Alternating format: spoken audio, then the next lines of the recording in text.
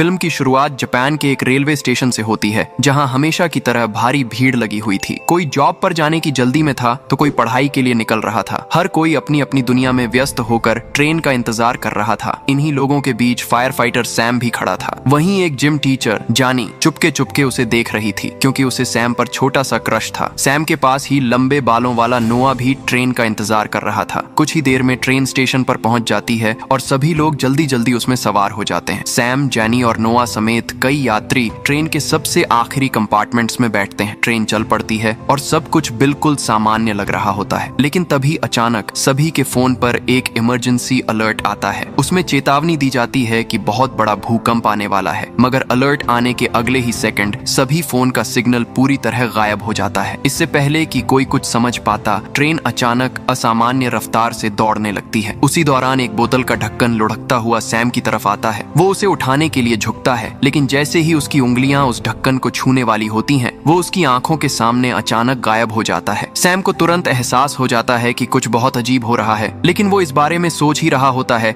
कि अगले ही पल ट्रेन तेज रफ्तार से एक विशाल टनल के अंदर घुस जाती है। झटके की वजह से सभी यात्री अपना बैलेंस खोकर नीचे गिर पड़ते हैं। हालांकि किस्मत से किसी को कोई गंभीर चोट नहीं लगती। कुछ देर बाद ट्रेन रुक जाती है। सभी लोग घबरा कर बाहर निकलते हैं, लेकिन बाहर का नजारा देखकर उनके होश उड़ जाते हैं, क्योंकि वहां कोई स्टेशन नहीं था, कोई शहर नहीं था। उनके चारों तरफ सिर्फ एक अजीब सा सुनसान जंगल फैला हुआ था और उन्हें बिल्कुल अंदाजा नहीं था कि कुछ सेकंड पहले हुई इस घटना ने उन्हें टाइम ट्रेवल करके एक ऐसी दुनिया में पहुंचा दिया है जहां से वापस लौटना लगभग नामुमकिन था। लेकिन सबसे हैरान कर देने वाली बात ये थी कि यहाँ सिर्फ ट्रेन का आखिरी कंपार्टमेंट ही मौजूद था। बाकी पूरी ट्रेन आखिर कहाँ गायब हो गई, किसी को कुछ समझ नहीं आ रहा था। उधर उसी समय ट्रेन के बाकी सभी कंपार्टमेंट्स सुरक्षित रेलवे स्टेशन पहुंच चुके थे। ट्रेन रुकते ही रेलवे ऑफिसर्स घबराकर उसकी तरफ दौड़ पड़ते हैं, लेकिन जब वो सबसे पीछे पहुंचकर देखते हैं तो उनके होश उड़ जाते हैं, क्योंकि ट्रेन का आखिरी कंपार्टमेंट पूरी तरह गायब था। शुरुआत में उन्हें लगता है कि शायद टनल के अंदर कहीं वो कंपार्टमेंट अलग होकर छूट गया होगा। इसी वजह से सभी लोग टनल के अंदर उतरकर उसकी तलाश शुरू कर देते हैं, लेकिन काफी देर तक खोजने के बाद भी उन्हें उस कंपार्टमेंट का कोई निशान नहीं मिलता। आखिर वो एक बोगी गई तो गई कहां, किसी को कुछ समझ नहीं आता। उधर जंगल में फंसे लोगों की हालत भी कुछ ऐसी ही थी। सैम एक फायर फाइटर था, इसलिए वो वहां मौजूद सभी लोगों को शांत करने की कोशिश करता है। वो कहता है, आप लोग बिल्कुल भी टेंशन मत लीजिए, जल्द से जल्द हमें बचाने के लिए कोई न कोई यहाँ जरूर आएगा, इसीलिए घबराने की बजाय हमें यहीं रुककर इंतजार करना चाहिए। तभी जनी उसके पास आती है और कहती है, मैं जाकर टनल के अंदर से चेक करके आती हूँ। सैम तुरंत उसे रोकते हुए कहता है, नहीं, आप अकेले मत जाइए, मैं भी आपके साथ चलता हूँ। तभी नोआ भी उनकी तरफ आता है और कहता है, एक मिनट रुकिए, मैं भी आपके साथ चलता हूँ। इसके बाद तीनों एक टॉर्च लेकर टनल की तरफ बढ़ने लगते हैं। काफी देर तक चलते रहने के बाद वो किसी तरह टनल के दूसरे छोर तक पहुंच जाते हैं, लेकिन बाहर का नजारा देखते ही तीनों वहीं के वहीं जम जाते हैं, क्योंकि टनल के बाहर कोई सिटी नहीं थी, न कोई सड़क, न कोई इमारत, न ही कोई घर। उनके सामने सिर्फ एक बंजर और सुनसान रेगिस्तान फैला हुआ था। तीनों को बिल्कुल समझ नहीं आता कि वो आखिर किस जगह पर आ गए हैं। आखिरकार निराश होकर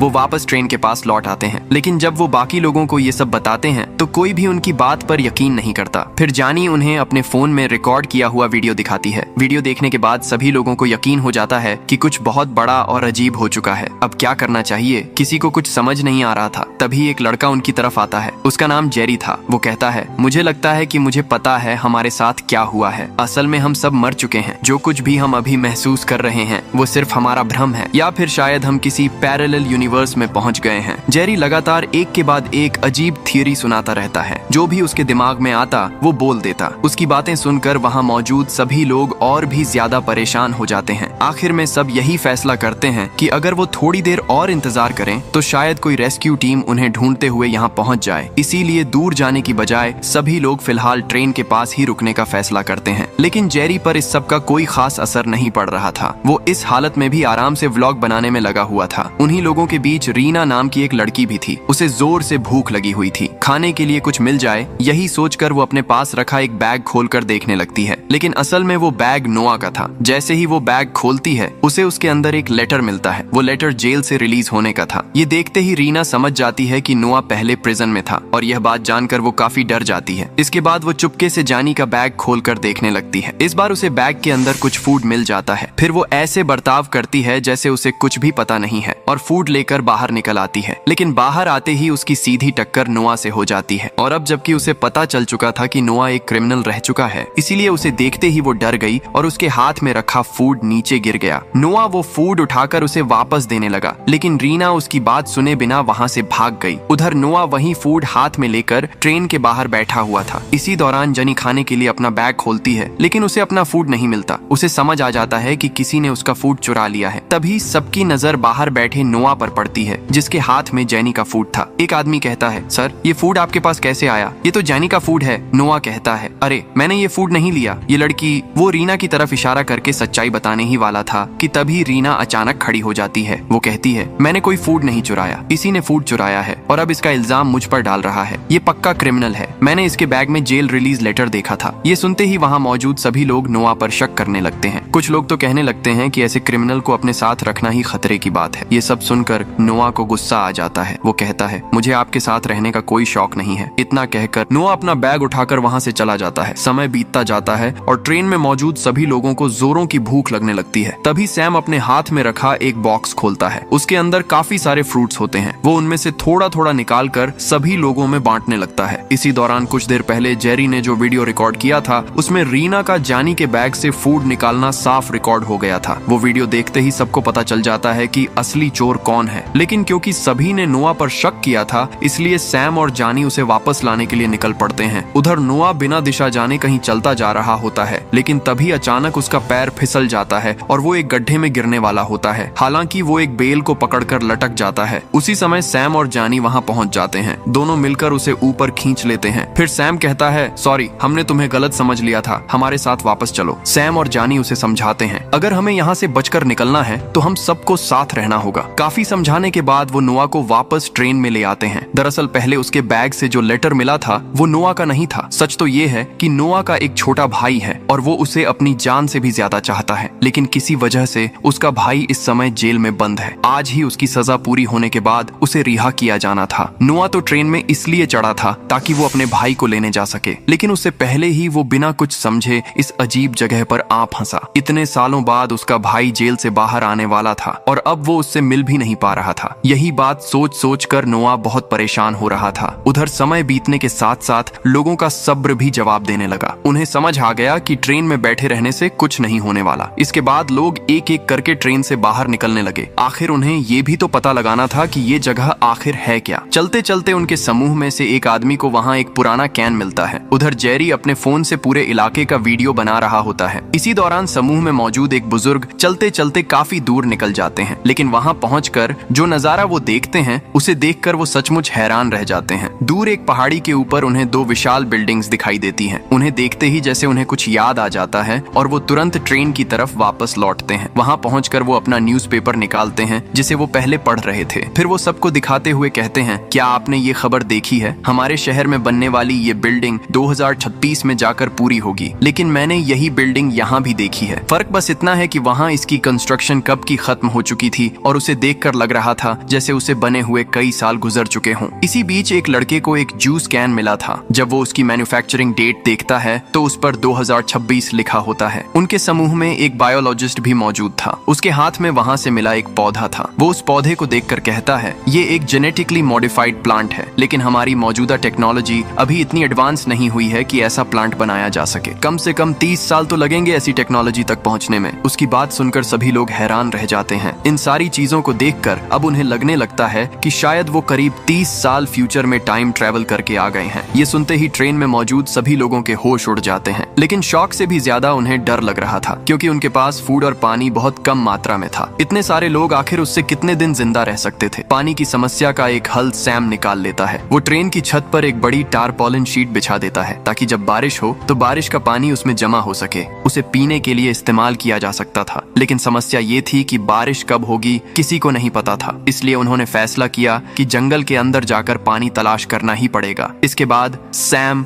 जॉनी और नोआ पानी की खोज में निकल पड़ते हैं। साथ में वो उस बायोलॉजिस्ट को भी ले जाते हैं क्योंकि उसे जंगल और पौधों के बारे में अच्छी जानकारी थी। कुछ दूर चलने के बाद उन्हें वहाँ एक मेंढक दिखाई देता है। सिर्फ इतना ही नहीं, वहाँ मौजूद घास और पत्थरों पर भी नमी थी, यानी आसपास कहीं न कहीं पानी जरूर मौजूद था। ये सोचकर वो लोग और उत्साह से आगे बढ़ने लगते हैं। चलते चलते वो एक बड़े पहाड़ के पास पहुंच जाते हैं। वहाँ एक चट्टान की दरार से बहुत हल्का पानी निकल रहा होता है, लेकिन उस पानी को इकट्ठा करना आसान नहीं था। उन्हें लगता है कि शायद पहाड़ के ऊपर ज्यादा पानी हो, मगर वहाँ तक पहुँचने के लिए पहाड़ पर चढ़ना पड़ेगा और चढ़ने के लिए रस्सी चाहिए थी। इसलिए वो लोग रस्सी लेने वापस कंपार्टमेंट की तरफ लौट जाते हैं। उधर कंपार्टमेंट में मौजूद एक आदमी भयंकर दांत दर्द से परेशान था। उसका दांत काफी हिल भी रहा था। उसे लग रहा था कि किसी भी तरह वो दांत निकालना ही पड़ेगा। इसके बाद वो बाहर जाता है और एक धागे की मदद से वो अपना दांत निकाल देता है। इसके बाद वो उस जगह जाता है जहां उसने पानी छिपा कर रखा था। वो चुपके से पानी निकालकर पी ही रहा होता है कि तभी कंपार्टमेंट में मौजूद एक दूसरा आदमी उसे देख लेता है। उसे पता था कि अगर ये बात बाकी लोगों तक पहुंच गई तो फिर क्या होने वाला है। कुछ देर बाद वही आदमी पानी का बॉक्स लेकर वापस ट्रेन में आता है। पानी देखते ही सभी लोग बहुत खुश हो जाते हैं। सब लोग पानी पीने के लिए उसकी तरफ बढ़ते हैं, लेकिन तभी वो उन्हें रोक देता है। वो कहता है, ये पानी मैंने ढूंढा है, अगर तुम्हें ये पानी चाहिए तो बदले में तुम्हें अपनी कोई चीज मुझे देनी होगी। ये सुनते ही नोआ आगे आता है और उसे पकड़कर ट्रेन से बाहर खींच ले जाता है। वो गुस्से में कहता है, इस हालत में भी तुम्हें सौदा करना है? इतना कहकर वो उसकी अच्छी तरह पिटाई कर देता है। फिर कहता है, सीधे तरीके से सबको पानी बांट दो। अगर ऐसा करोगे तो यहाँ रह सकते हो, नहीं तो अभी इसी वक्त जंगल में चले जाओ। ये सुनकर उसके पास कोई दूसरा रास्ता नहीं बचता। आखिरकार वो सभी लोगों में पानी बांट देता है। इसके बाद सभी लोग खुशी खुशी पानी पीते हैं। सच कहें तो अब जाकर उन्हें पानी की असली कीमत समझ में आती है। हालांकि हर व्यक्ति के पास सिर्फ एक एक बॉटल पानी ही था और वो भी कभी भी खत्म हो सकती थी। लेकिन अगर वो लोग उस पहाड़ के ऊपर पहुंच जाएं तो उन्हें और पानी मिल सकता था। फिर पानी की चिंता काफी हद तक खत्म हो जाती। इसीलिए वहाँ मौजूद पेड़ों की जड़ों का इस्तेमाल करके वो लोग एक रस्सी जैसी चीज बनाते हैं। इसके बाद सैम उसी की मदद से पहाड़ पर चढ़ना शुरू करता है। काफी मेहनत के बाद वो किसी तरह ऊपर पहुंच जाता है और जैसा उन्होंने सोचा था वहाँ सचमुच पानी मौजूद था। ये देखकर सैम बहुत खुश हो जाता है, लेकिन उसी के साथ उसे एक बड़ा झटका भी लगता है क्योंकि जहाँ तक उसकी नजर जाती है पूरा जापान समुद्र में डूबा हुआ दिखाई देता है। दूर दूर तक एक भी बिल्डिंग नजर नहीं आ रही थी। इसके बाद वो ये बात ट्रेन में मौजूद बाकी लोगों को भी बताता है। अब उन्हें एक बात साफ समझ आ जाती है, जिस धरती पर वो रह रहे थे वो 30 साल बाद पूरी तरह तबाह हो चुकी है। सभी इंसान गायब हो चुके हैं, लेकिन आखिर ऐसा क्या हुआ कि पूरी मानव जाति खत्म हो गई, ये बात किसी की समझ में नहीं आती। अगले दिन वही आदमी जिसने अपना दांत निकाला था जंगल के अंदर घूम रहा होता है। तभी उसे वहाँ एक अनजान आदमी दिखाई देता है। वो उसे पकड़ने के लिए उसके पीछे भागता है, लेकिन वो आदमी तुरंत वहाँ से भाग निकलता है। इसके बाद वो दौड़ता हुआ वापस बाकी लोगों के पास पहुँचता है। मैंने अभी एक आदमी को देखा था, वो उधर की तरफ भागा है, लेकिन उसकी बात पर कोई यकीन नहीं करता क्योंकि पहले पानी को लेकर उसने जो हंगामा किया था उसकी वजह से अब लोग उस पर भरोसा नहीं कर रहे थे। इसलिए सच बोलने के बावजूद कोई उसकी बात नहीं मानता। तभी अचानक वहाँ बारिश शुरू हो जाती है। बारिश देखते ही सभी लोग बहुत खुश हो जाते हैं। अब कम से कम पानी की चिंता तो नहीं करनी पड़ेगी। लेकिन पानी के बाद सबसे बड़ी जरूरत फूड की थी। किस्मत से उनके साथ एक बायोलॉजिस्ट मौजूद था। वो आसपास के पौधों और फलों को देखकर बताता है कि कौन सी चीज खाई जा सकती है और कौन सी नहीं। इसके बाद सभी लोग खाने की चीजें ढूंढने अलग अलग दिशाओं में निकल जाते हैं। जानी के साथ रीना भी गई होती है। उसी दौरान रीना को वहाँ एक फल मिलता है। वो कहती है कि ये फल खाने लायक है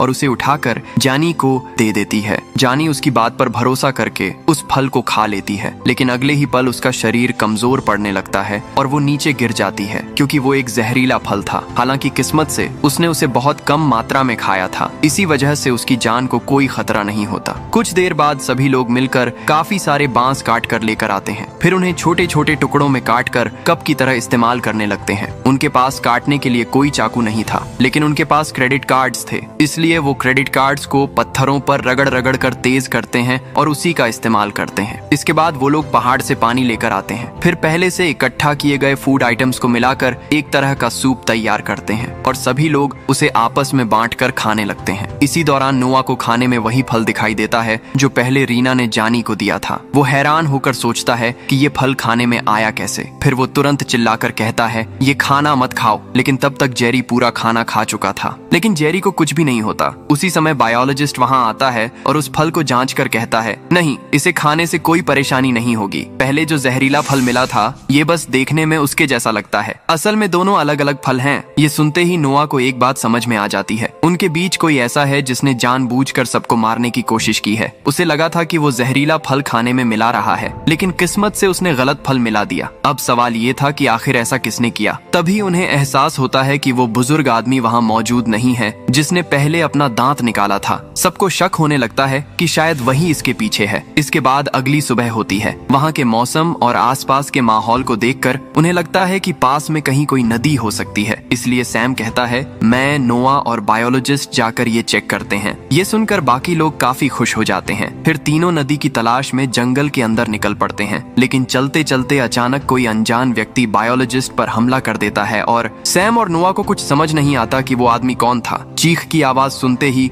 दोनों दौड़कर वहां पहुंचते हैं। वहां पहुंचकर वो देखते हैं कि बायोलॉजिस्ट दर्द से तड़प रहा था। उसके पेट पर गहरा घाव था। अगले ही पल दोनों उसे उठाकर सीधे कंपार्टमेंट में ले आते हैं। फिर उसका इलाज शुरू किया जाता है। पेट का घाव ठीक करने के लिए सिर्फ पट्टी बांध देना काफी नहीं था, उसे टांके लगाने की जरूरत थी। तभी एक महिला कहती है मेरे पास कपड़े सिलने वाली सुई और धागा है। अब उनके पास कोई दूसरा विकल्प नहीं था, इसलिए उसी सुई और धागे की मदद से उसके घाव पर टांके लगाए जाते हैं। सिर्फ इतना ही नहीं, बायोलॉजिस्ट के पास एक बुक भी थी। उसमें विस्तार से लिखा हुआ था कि कौन से पौधे और फल किस काम के लिए इस्तेमाल किए जा सकते हैं। उस बुक की मदद से उन्हें पता चलता है कि घाव के लिए कौन सा पौधा उपयोगी होगा। इसके बाद वो लोग पूरे जंगल में उस पौधे को ढूंढते हैं। आखिरकार जब वो पौधा मिल जाता है तो उसे लाकर पीसा जाता है और उसका रस निकालकर उस रस को उसके घाव पर लगाया जाता है। इसी वजह से कुछ ही दिनों में बायोलॉजिस्ट की हालत काफी बेहतर हो जाती है। अब उन्हें पता चल चुका था कि उनके अलावा भी बाहर कुछ लोग मौजूद हैं, इसलिए सभी को सतर्क रहना चाहिए। ये बात सबको बताई जाती है। तभी वही बुजुर्ग आदमी वहाँ वापस आता है जिसने पहले अपना दांत निकाला था। कुछ लोग उससे पूछते हैं क्या खाने में जहर मिलाने वाला तुम ही थे?